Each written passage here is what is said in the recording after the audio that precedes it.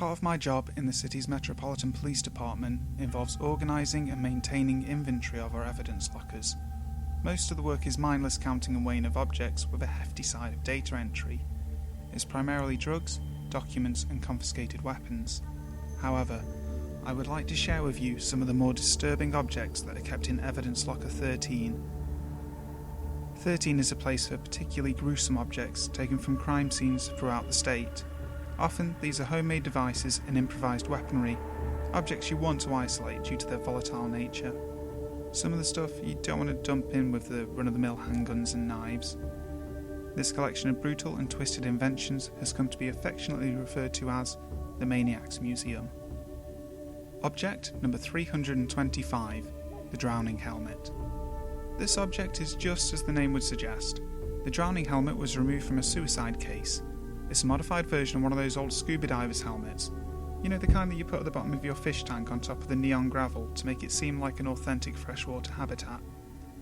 This helmet has been affixed atop a fiberglass harness, the kind of bass drummer in a marching band would wear, with leather straps that prevent the wearer from struggling off the contraption once it's been fastened in place. The straps are secured by padlocks once in place, meaning the wearer can't back out once they've committed. Around the neck of the helmet is a simple inner tube system connected to a hand pump with enough tubing for the wearer to operate the system alone.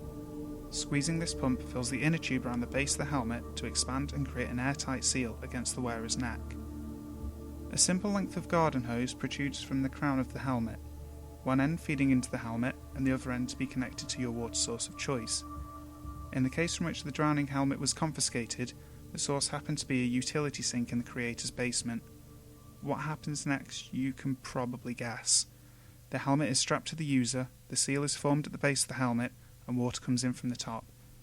It takes about 45 seconds for the helmet to fill halfway, at which point the wearer begins to drown. From there, it's a waiting game.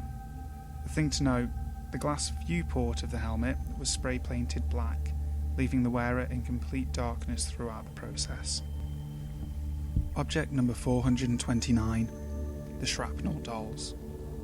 This set of 7 children's dolls were collected after a spree of random murders that was successfully kept under the radar of the local media. You'd be surprised how many of the really messed up cases get swept under the rug. You've got to avoid mass hysteria, you know.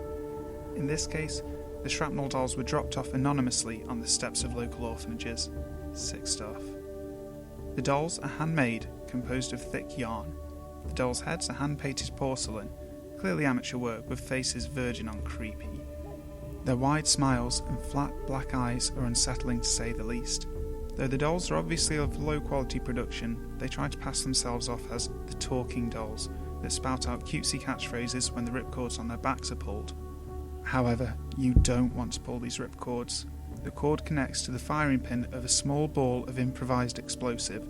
The explosive is packed with nails, screws, crushed glass, and in a few instances, iodized salt. Like I said, sick stuff. The 7 dolls contained in the Maniacs Museum have obviously been disarmed.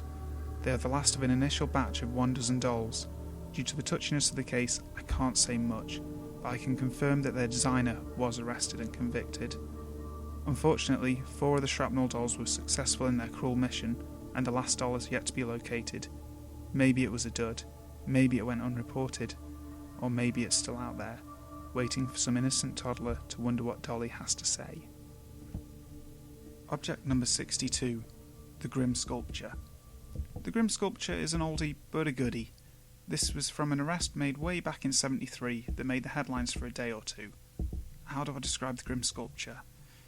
You've been to the museum and seen the dinosaur fossils, right? With the T-Rex bones all floating on wires and articulated as if the big beast was just walking along like it was any other day of its life? Well, the Grim Sculpture's just that, though it depicts a creature never seen before. The sculpture's around 13 feet tall and nearly double that in length. This thing has 6 legs, each with multiple reverse joints, like a AT-AT or a chicken walk as it's sometimes called from Star Wars, ending in broad feet tipped with very long claws. These talons are too long to have come from a real animal. So what's so disturbing about a skeletal structure? Well, besides the really frightening appearance of this fictitious creature, this art piece swerved into the realm of illegality due to the types of bones used. These bones were extracted from cats, dogs, birds and deer. There were human teeth, lengths of human spinal cord, and those claws I mentioned? Carved from human femurs. The rib cages of the sculpture were harvested from cattle reported missing in the area. Most of the human teeth have long since been removed from the sculpture and replaced by moulded plastic, since the teeth were necessary for matching dental records. However, the sculpture is no longer kept in its original form, but is stored in small chunks. Only faded photographs remain of the creature in its original terror. The artist behind the grim sculpture was caught when neighbours grew suspicious after the disappearance of multiple neighbourhood pets. Family dogs were snatched from backyards and stray cats were found dead and devoid of bones at the local park. Those crimes were later connected to a series of missing persons cases when the sculpture itself was discovered in the shed on the perpetrator's farm. According to the interview conducted after his arrest, the farmer claimed to have started the sculpture with bones extracted from animals he found dead on his property. His work grew into an obsession, and he found himself lacking certain sizes and types of bones that he just couldn't get from roadkill. This obsession later developed into pet abduction, and later, murder. When asked what the creature was supposed to represent, the farmer claimed that the sculpture depicted a demon he had seen in his dreams on several occasions. Suspended in the chest of the sculpture is a cast iron safe about the size of a basketball. This safe was the heart of the grim sculpture. I don't know what was found when the safe was cut open, as that information has been redacted from the records. Hi, it's Brimstone here. Just wanted to say thank you for watching the video. I know I'm a really new channel, but I'm so enjoying this, and hopefully I can get your guys' support. And feel free to follow me or contact me on Twitter. Also, like and subscribe to the video if you did like it. I will be back soon with more. Until next time, sleep tight.